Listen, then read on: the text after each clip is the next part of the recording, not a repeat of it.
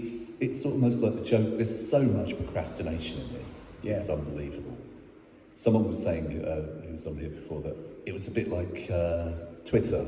You know, people keep checking their phones. They just keep playing old rock and roll numbers. Yeah. And it's sort of like they're trying to not face. There's lots of comments later on over the coming days about, you know, they've had discussions about, you know, breaking up the Beatles before. They've had meetings where it's been discussed. Yeah. So that's the elephant in the room, isn't it? That is there. Oh, totally. 2022,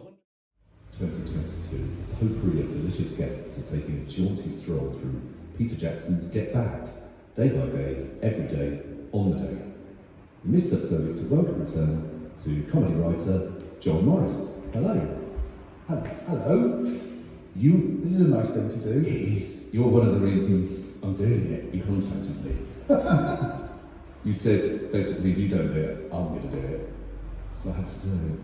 I've made you do a thing I couldn't do. That's brilliant. I'm really glad. Well, it should be. It's completely EggPod. It's so EggPod's wheelhouse. This is exactly what EggPod should be doing. So we're talking about day 2. And yesterday, previous day, well, first day, didn't go too badly. There were a few concerns about Twickenham Studios. No one could really decide where to do the shows, but Michael Lindsay Hall had a pretty good idea. But I'm sure everything will be resolved very quickly today. So we start. They've not played Teal Precious. So when they get together and sit down, they play the one thing they have rehearsed, which is the David theme. But that's live performance. That's what they got the chops to really knock out a decent wrestling about where the world is of this kind of art. As in, this is the post-white. So let's go in. It's Monday the 6th of January 1969, day 3 of the project. And tensions are starting to get a bit noticeable. Recording equipment still hasn't replied. Yeah. Ringo's not feeling great. Yeah, Ringo comes in. Okay, so that's just quickly first to say that's really fascinating itself. They've had the weekend off, haven't they? And it's already been a bit tough. And you already get a sense of how the Beatles prioritise their lives, because Paul has spent the late Friday, George has really tried with Paul. Don't let it drop. I know, and I love how Peter Jackson, he's so clever as Peter Jackson, such a clever storyteller, how during that conversation the camera is stuck to John's face, and how he's just not saying anything. He looks glazed, we'll say. He does. And it's funny how, like, you know, because John's got this reputation of being like totally like cutthroat and like says what he means right away. But in here, like, he does cut through the bullshit eventually, but for a long time before that, he's just letting Mike. And they've all been watching it, and they've been absolutely enthralled by it. Because I'm too biased, I can't see what they are getting from it. I suppose someone said their kid thought it was a bit like Big Brother. I think that's a really great point. I'm sure several people over the episodes we're doing this will agree with that. I mean, I think part of that Beatles magic stroke luck is, had this thing come out 20 years ago, it wouldn't have come out in the way that it did. It wouldn't have been 8 hours long, and we are all far more habituated now than we were then to watching the equivalent of reality TV. So whoever it was said it's like reality TV prepped everybody for how to watch this, and indeed how to edit it from Peter Jackson's point of view. I think that is really significant. I think so many of the beats in the editing, and editorial are going to quiz you on, but so I knew I was going to get this day. And I'm totally fascinated by what they talk about and how they describe Out of the Unknown, because it struck me that the plot they describe, that George talked. John made about Linda weren't exactly complimentary, but they weren't horrible, but it was more a case of, I think, it was more about him and Paul. Who's this woman coming between us? Which is, you know, perhaps a bit hypocritical, but then John is John Smith. Well, yes, I mean, there's a lot to be said about, I mean, just that, you know, broadly, you haven't asked me this question, but you just made me think about it. I've always been Team Paul. Not that we need to have a team, you know, I was a Team Beatles, but, you know, a huge Paul fan. I have been ever since I was kind of conscious of the Beatles, which was from age 0, I guess. But Get Back has made me feel a lot warmer towards John. I feel, you know, it's really, I don't know. Yeah, I feel much more well disposed towards him, and he seems less cruel, and he seems kinder, and he seems, for all his kind of snarkiness and sneering, he's full of love. You can see that he loves them, and that's been great to see. And then Dick says his goodbyes, and no one really seems to care. But then we get Glyn Johns, who, I mean, a few people have said this on this little project, but he is like a peacock, he's a popinjay. Well, tremendously well written, because I'm very interested in Beatles shoes.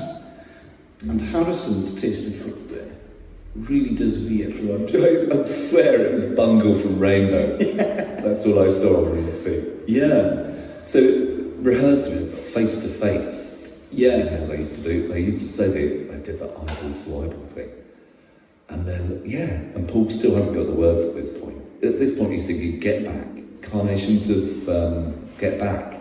But ultimately the one they eventually use is the one that he jammed in the beginning. I found really interesting about watching them come up with lyrics. They write their lyrics slightly differently to how I'd imagine. So Lennon especially, I assumed that he was writing lyrics in a sort of windowless garret, organising over every line. But I think that often, if it sounds good and it serves the song, they would often go, all right, we'll just go for that, because it's such a pop instinct.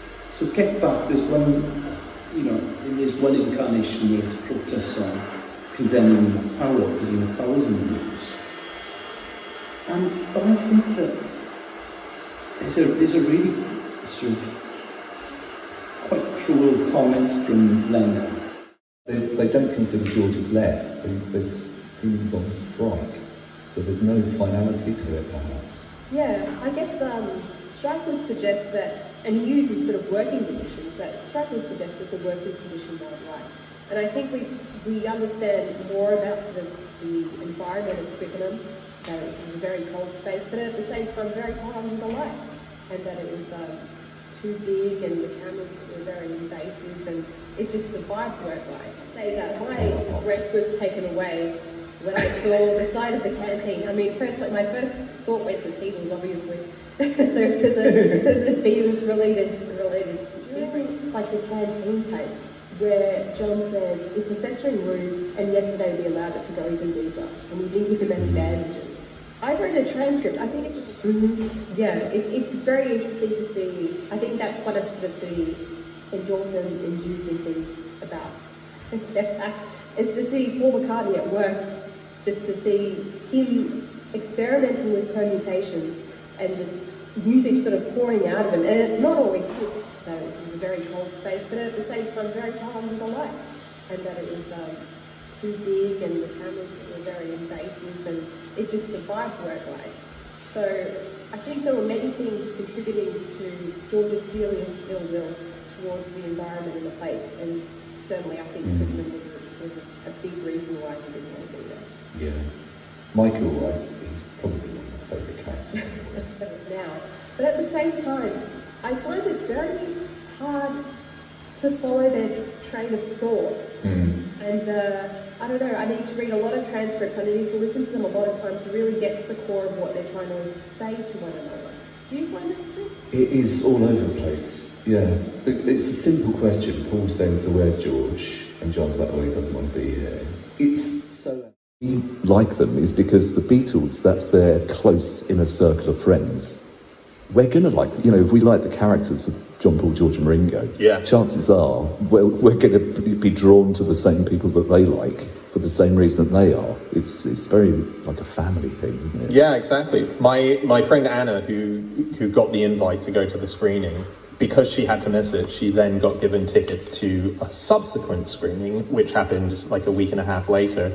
And in the crowd for her night were the two police officers who shut down the gig and are in the reception. One of the great comedy scenes, I think, in any documentary that we'll ever see. But so even them have been... And one of them was Princess Diana's personal bodyguard for years and years. Jeff Lloyd was telling me, who I'm sure will be doing one of these. Yeah, he went on to do that. But so they were there on the night. It's like even they are family in a weird way now. Anyone who's touched part of this history becomes such a family member. Yeah. When you were saying about when they were talking to Mal, and there's a bit of a power thing going on here, because like you say, John's saying I'm planning 11. Paul, it's 12 to 14, Mal. And then John, it's a choice of 6, and it's kind of like CEO tennis. They're both sort of vying for the power in this. And then George Martin's joking about Ringo, who's just put on a really long drum break. Yeah. Michael Lindsay Hogg, been lots of discussions about him. I think he's brilliant. Yeah. But he's saying, he sounds really despondent here. He's saying the documentary's grinding to a halt. And John's like, let's take it off. And they're kind of taking the piss as everything's collapsing around Michael Lindsay Hogg. But John and Paul...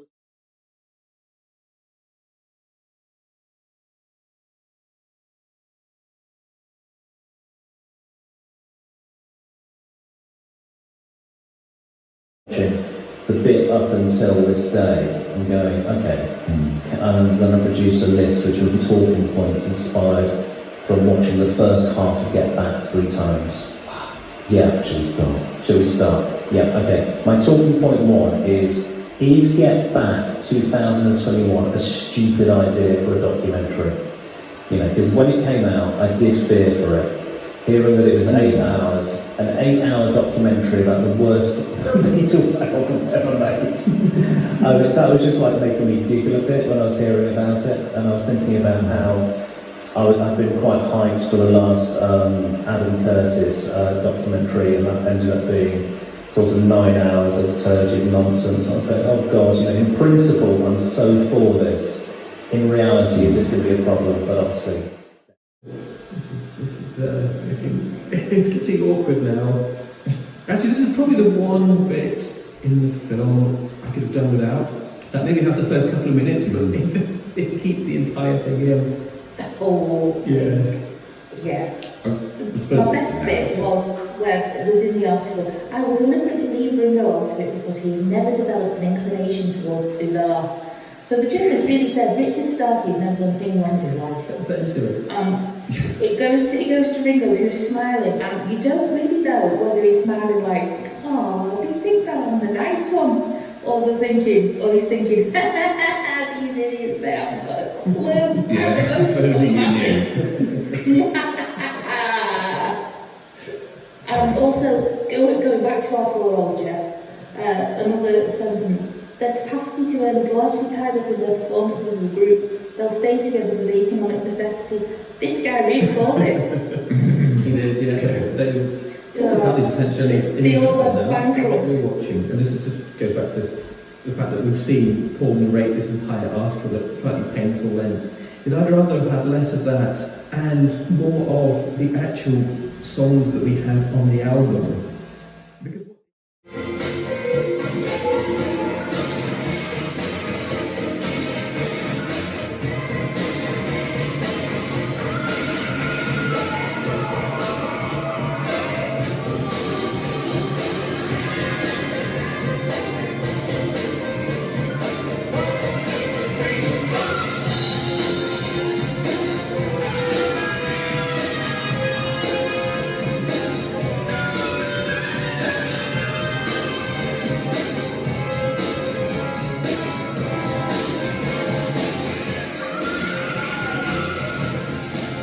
Hello and welcome to I Am The EggPod weekly show.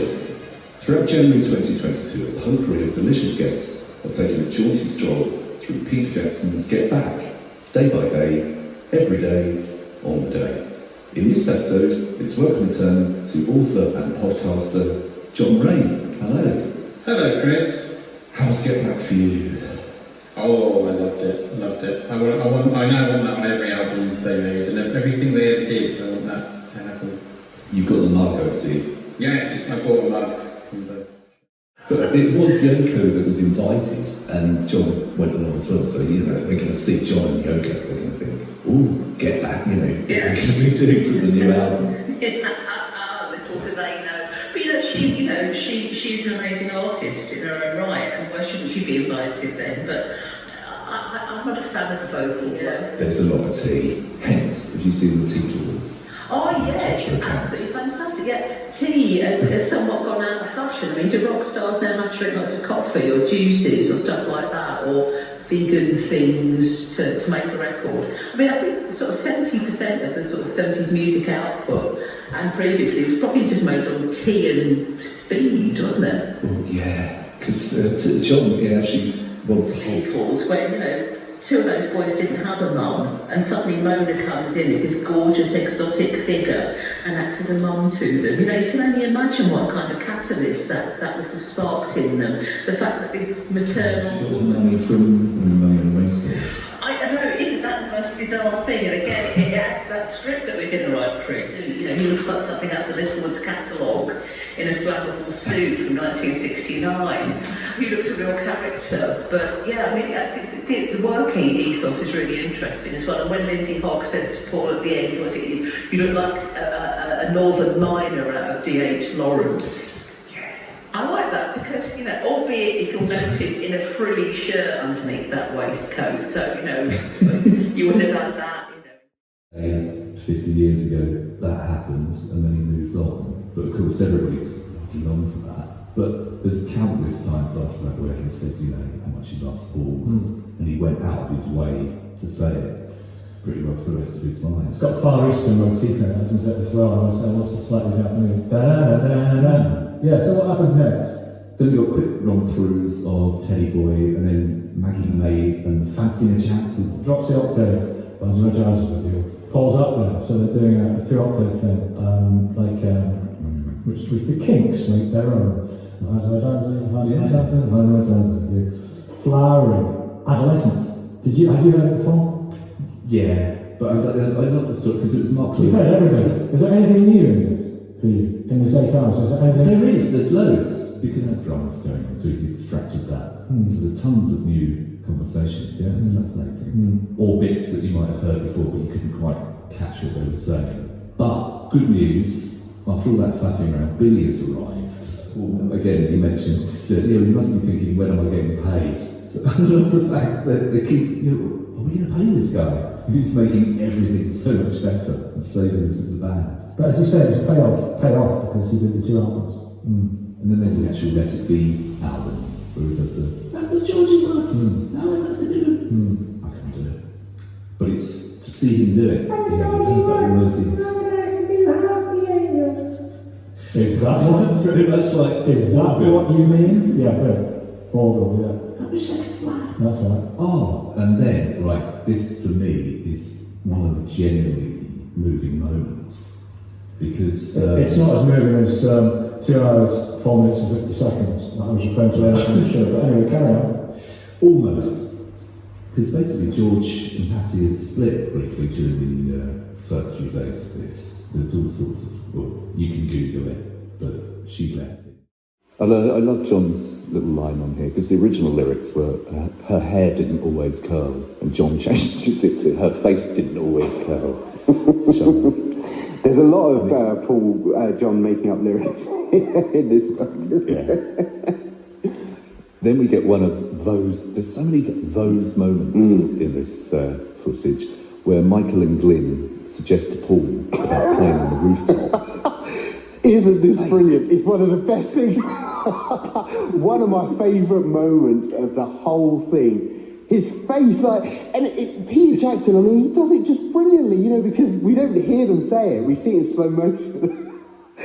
But Glyn and Michael Lindsay Hogg have a suggestion that might give Paul the payoff he's hoping for. And in slow motion, he's just nodding and smiling.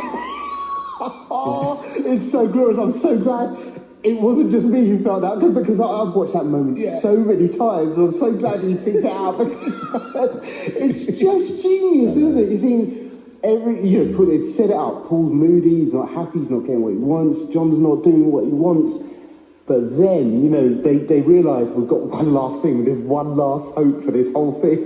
And it's like, it's so simple, we'll just go upstairs. And all suddenly, Not yes! Tripoli or anywhere else. Yes! This is it! This is it! This is what we've been playing for all these days, all these weeks.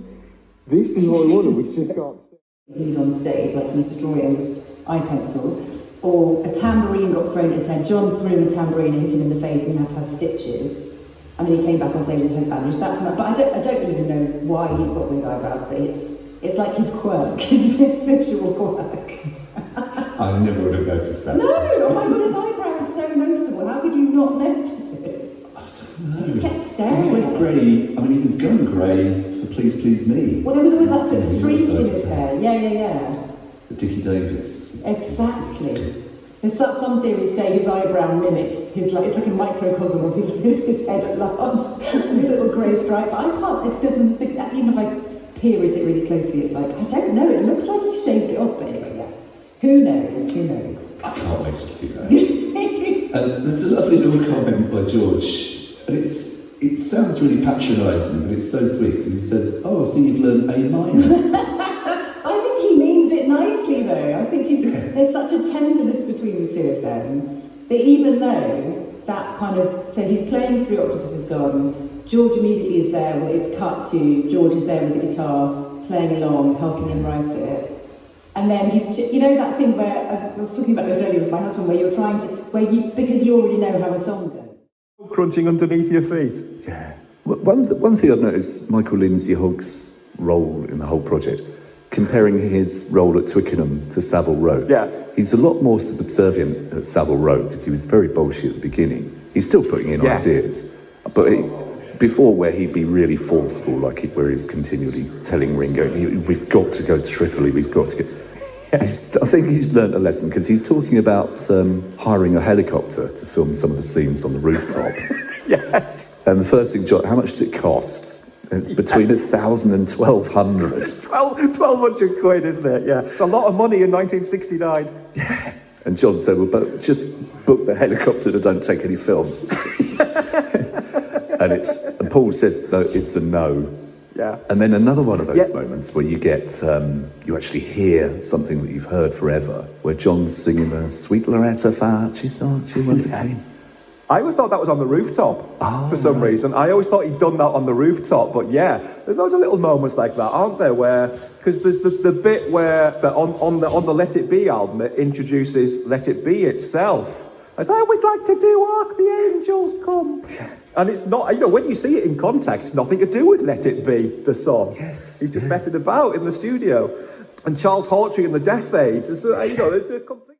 Go in. It's day 19. It's Tuesday, the 28th of January, 1969.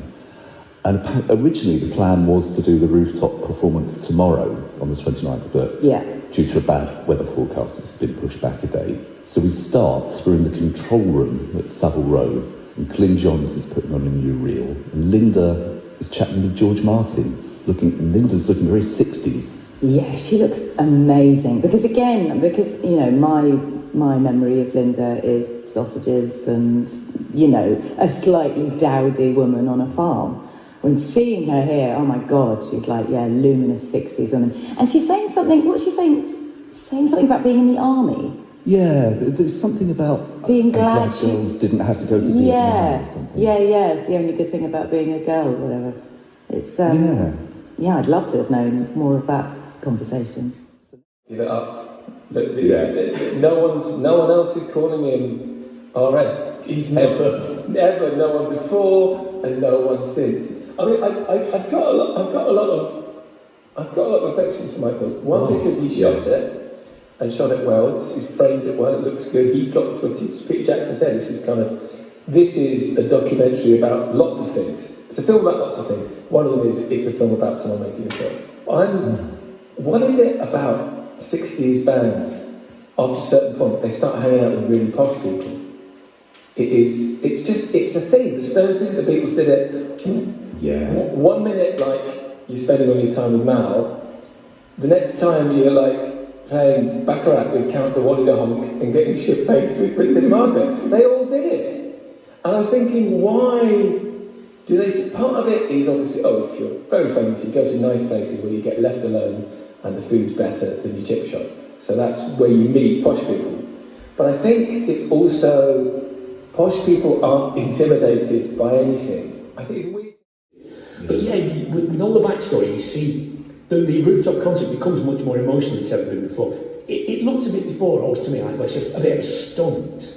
But you realise it's not just a stunt. It's really, really important for them, particularly for Paul, to have done some. I know it's not my day; it's an earlier day. But the moment when they give the idea, you can't hear the audio, but the moment when they whisper the idea to him, you see the smile creep across his face. It's beautiful, isn't it? And it's absolutely beautiful. So yeah, seen in context, and so you get a palpable sense of expectation when you see them all emerging onto the roof. Yeah. Yeah. And again, we spoke about it a lot in here. Michael Lindsay Hogg, his positioning, his plan of putting cameras down the street level, I think is brilliant, because you get a quick, before they do anything, just a few bars of Get Back. And again, it's the great editing of Peter Jackson, but you just see the crowds, their initial, what the hell, what's that? You know, sort of looking up. So immediately, there's electricity, and he's captured that. Yeah, because I mean, we live in a world today where that kind of thing happens a lot. We're used to sort of music and stuff going on in the street, aren't we?